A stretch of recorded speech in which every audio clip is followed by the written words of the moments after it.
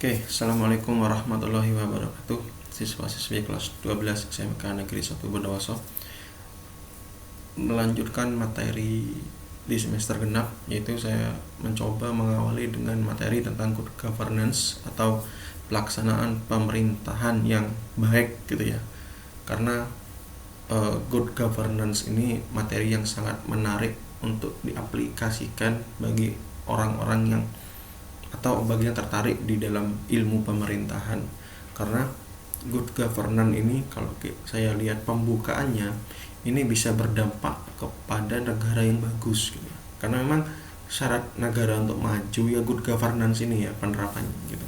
Nah, kalau kita lihat dari pengertian gitu ya. Kalau kita lihat dari pengertian di sini, nah ini good governance itu suatu proses pembuatan keputusan yang pelaksananya melibatkan stakeholder dalam masyarakat yang didasarkan pada prinsip akuntabilitas, transparansi, responsivitas, efektivitas, efisiensi, dan persamaan hak.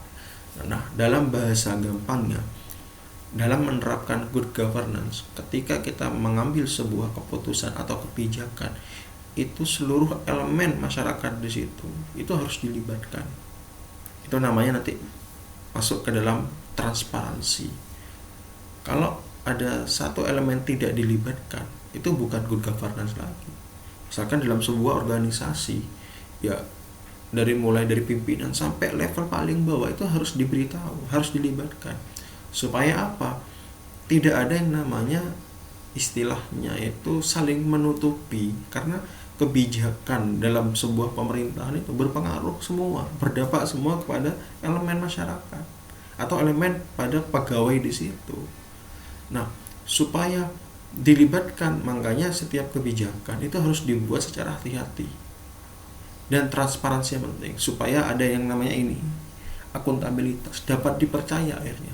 Ketika suatu kepemimpinan di situ sudah tidak transparansi, maka nanti berdampak kepada akuntabilitasnya dilakukan, responsivitasnya juga dilakukan. Responsivitas itu artinya respon dari masyarakat itu atau dari pegawainya atau feedbacknya itu dilakukan.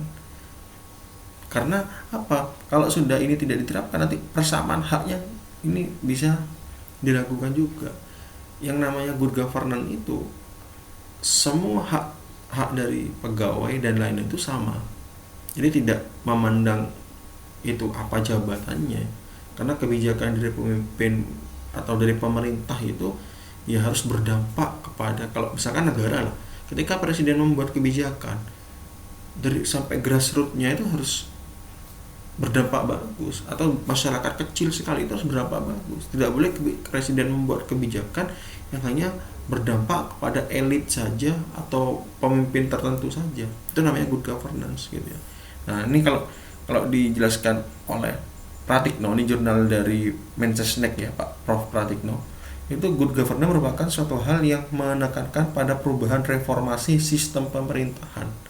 Reformasi sistem pemerintahan artinya kebijakan-kebijakan yang kiranya itu tidak bagus ya harus dirubah, direformasi, ditata kembali supaya kebijakan-kebijakannya itu, kalau bahasa saya, pro rakyat, sampai rakyat kecil pun gitu ya.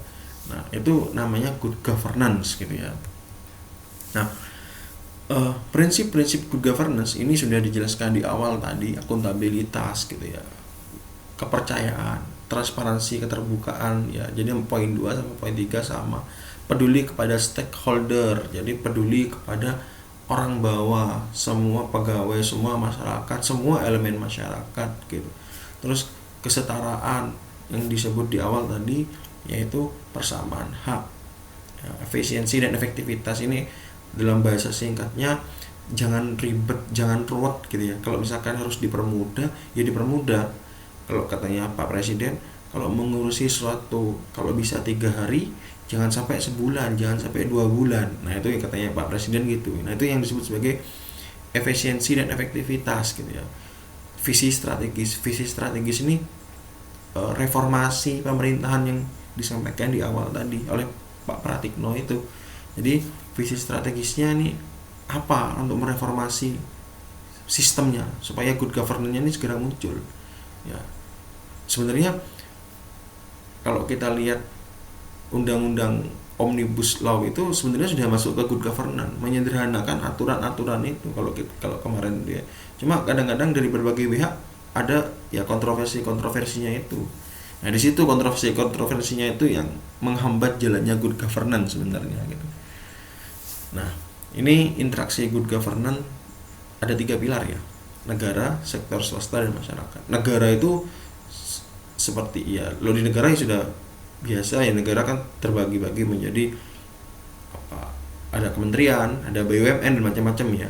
Sektor swasta itu ya orang-orang yang bergerak di bidang swasta, yang mendirikan perusahaan-perusahaan di bidang swasta dan masyarakat. Ini artinya gini, ketika negara membuat sebuah aturan, sistem, sektor swasta harus mengikuti apa yang dimaksud oleh negara, aturannya itu. Masyarakat juga harus patuh. Jadi 3 pilar ini harus berjalan bersamaan, harus berjalan beriringan dengan tujuan sinergi. Maka kalau 3 pilar ini punya sinergi yang bagus, saya yakin good governance-nya ini bagus. Tapi kalau 3 pilar salah satunya cacat, ini berbahaya, sangat tidak baik sekali. Nah, ini makanya 3 pilar ini harus beriringan dengan bagus. Nah, ini pilar-pilar yang tadi disebutkan ya, ini harus sama gitu. Good governance ini harus sama, harus seimbang ya, tidak bisa memihak salah satunya gitu ya. Ini harus sama. Oke ya, itu dulu dari saya tentang good governance. Saya sampai jelaskan sampai 3 pilar aja. Mudah-mudahan bermanfaat gitu ya, mudah-mudahan bermanfaat dan mudah-mudahan bisa dilaksanakan dengan baik materi saya. Kita lanjutkan minggu depan kalau misalkan masih online. Sekian, tetap di rumah mengingat kondisi COVID masih tinggi. Terapkan 3M, menjaga jarak, mencuci tangan, dan memakai masker. Hindari kerumunan yang paling penting. Mudah-mudahan bermanfaat. Wassalamualaikum warahmatullahi wabarakatuh.